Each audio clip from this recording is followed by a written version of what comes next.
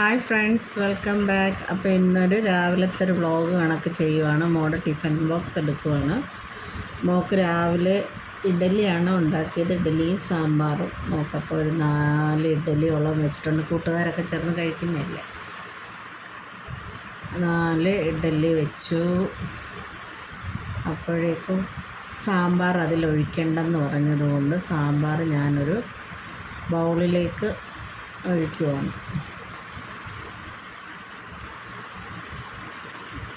രാവിലെ ഒരു ഓട്ടപ്പാച്ചിലാണ്. അന്ന് അതിനിടയ്ക്ക് സാമ്പാർ വെച്ചു.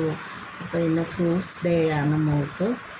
അപ്പോൾ ഫ്രൂട്ട്സ് ഡേ ആയതുകൊണ്ട് ഫ്രൂട്ട്സ് കട്ട് ചെയ്ത് സെപ്പറേറ്റ് കൊടുക്കണം.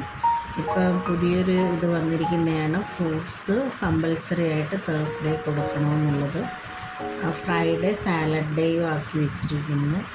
അതുകൊണ്ട് ഫ്രൂട്ട്സും കൂടെ കട്ട് ചെയ്ത് കൊടുക്കണം. അതിൻ്റെ ഇടയ്ക്ക് മോൾക്ക് രാവിലെ കഴിക്കാനായിട്ട് ഇഡ്ഡലി തന്നെയാണ് എല്ലാവർക്കും കഴിക്കാനായിട്ട്. അപ്പം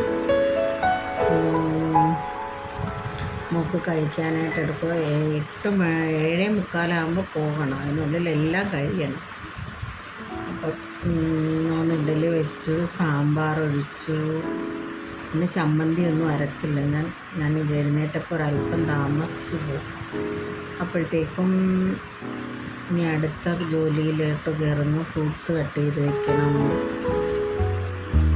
ഇന്ന് കൊണ്ടുപോകാനായിട്ട് പൈനാപ്പിളും പേരയ്ക്കായുമാണ് എടുത്തിരിക്കുന്നത്. അപ്പോൾ ഇന്ന് ആദ്യത്തെ ദിവസം ആയതുകൊണ്ട് കൂട്ടുകാരെല്ലാവരും വെറൈറ്റി ഫ്രൂട്ട്സ് ആയിരിക്കും കൊണ്ടുവരുന്നതെന്നൊക്കെ പറഞ്ഞ് ബഹളമായിരുന്നു.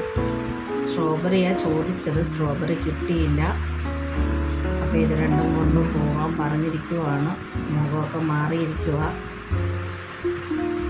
ഇത്രയൊന്നും കഴിക്കുവത്തൊന്നുമില്ലായിരിക്കും. കൂട്ടുകാർ ചേർന്ന് കഴിക്കുമ്പോൾ ഫ്രൂട്ട്സ് കഴിക്കാൻ മടിയുള്ള കുട്ടികളെ ഫ്രൂട്ട്സ് കഴിപ്പിക്കാനായിട്ട് സ്കൂളുകാരെടുത്ത തീരുമാനമാണ്. അപ്പോൾ ഫ്രൂട്ട്സും പാക്ക് ചെയ്തു. ഇതെല്ലാം കൂടെ വെച്ച് ഇത്രയുള്ള വ്ളോഗ്. വീഡിയോ ഇഷ്ടപ്പെട്ടാൽ നിങ്ങൾ ലൈക്ക് ചെയ്യാനും ഷെയർ ചെയ്യാനും സബ്സ്ക്രൈബ് ചെയ്യാനും മറക്കരുത്.